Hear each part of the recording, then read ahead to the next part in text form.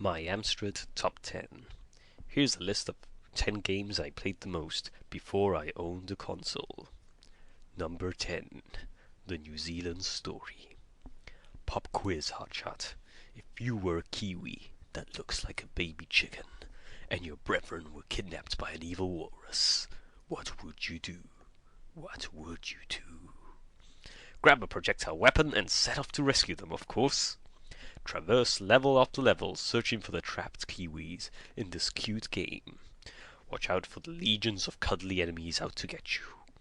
One hit and you're dead, but you can fight back thanks to an unlimited number of arrows, and any other power-ups or vehicles you confiscate during your travels. As this is one of the few Amstrad games I owned which successfully captured the feel of console-style platformers, it earns a spot in my top 10. Number 9. Psycho Pig UXB. This is a tough one to describe. The best I can come up with is the Amstrad's answer to Bomberman. Before every stage, you're introduced to an opposition pig, and when the ref blows his whistle, it's your mission to destroy him. Clear the screen of swine by chucking bombs at anything that moves. The explosives have a timer which counts down when thrown, so you have to watch out, or you'll be sent to Porky Heaven. There are a limited number of power-ups and the odd whack-a-mole style bonus game, which adds a little variation to proceedings. It, however, can get repetitive, but the game's not too long, so you can play it in short bursts without getting bored. The two-player co-op play is what got me coming back for more to satisfy my thirst for farmyard destruction. Number 8. Barry McGuigan Championship Boxing. To this day, this remains one of the few boxing games I like. The one-player mode has the features you've come to expect from a quality boxing game. You create a fighter and aim to become the champ by taking on the top 19 ranked fighters. Before each bout, you create a training schedule which boosts your stats. Taking on friends in the two-player mode is, however, where I had the most fun. During a fight, you have no control on how the boxers move. You just concentrate on the punches and blocking. The trick is to select the best punch depending on the distance between the two competitors. Although you want to inflict as much damage as possible to score a knockout, you have to be wary of over-punching, because this reduces your endurance. This game gets a thumbs up from me, which isn't easy to do when you're wearing boxing gloves. Number 7. Double Dragon. This legendary title is the first side-scrolling beat-em-up I can remember playing. The colourful graphics of this version cannot hide the sluggish animation, but when I was a kid that didn't bug me at all. Boasting several pain-inflicting moves, weapons, and a selection of enemies, I never got tired of beating this game. Yep, the difficulty level is extremely low, especially when you bring a friend along to help out. But during the age of ultra-hard games, it wasn't a bad thing to see the ending screen once in a while. Number 6. Gauntlet 1 and 2. I'm classing both these games together as they play pretty much the same. The Amstrad version of this arcade smash hit is superb. Choose to play as either the warrior, Valkyrie, elf, or wizard. The game covers hundreds of levels, where players tackle maze-like stages, searching for the exit. Blocking your progress are waves of fantasy-inspired enemies and traps. Along the way, there's treasure to collect, food to replenish your lost health, and keys to unlock otherwise impassable sections. Forget the recent subpar attempts to revive the series in 3D. The classic versions of Gauntlet is where the action's at. Number 5. Football Manager. If you thought the games on the list thus far look bad compared to today's standards, you'll have a heart attack when you check this one out. As a sports management game, it's loaded with basic-looking text. Yet, despite its simplistic nature, Football Manager is one of those games which sucked hours away from my childhood. Pick a football team of your choice and lead them from the 4th Division to the league title and FA Cup glory. Before each match, you select a side from a list of defenders, midfielders, and attackers.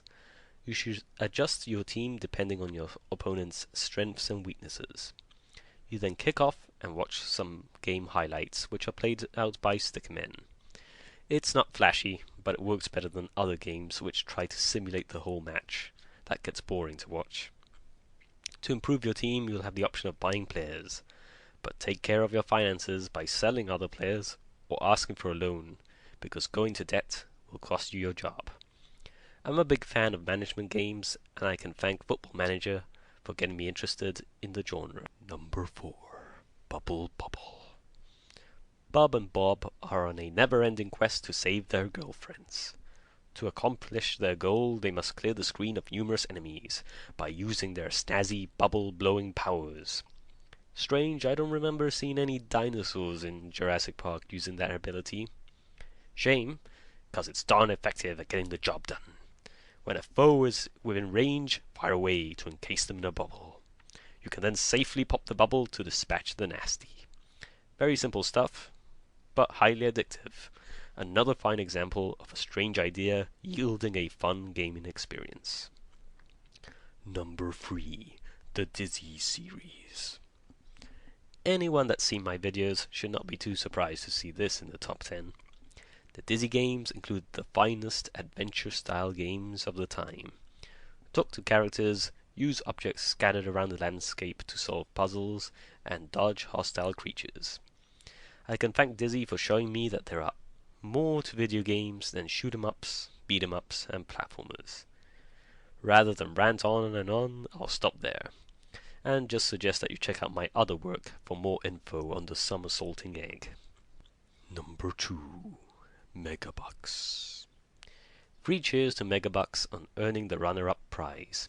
This in-game footage may not look like much, but trust me, it's a lot of fun to play. Starring as a kid whose billionaire relative has passed away, the aim of the game is to claim your inheritance. To do so, you must collect a will which has been broken up into various parts. You'll be awarded with parts of the will by successfully overcoming various obstacles, which you are pitted against, in a mansion and the surrounding area.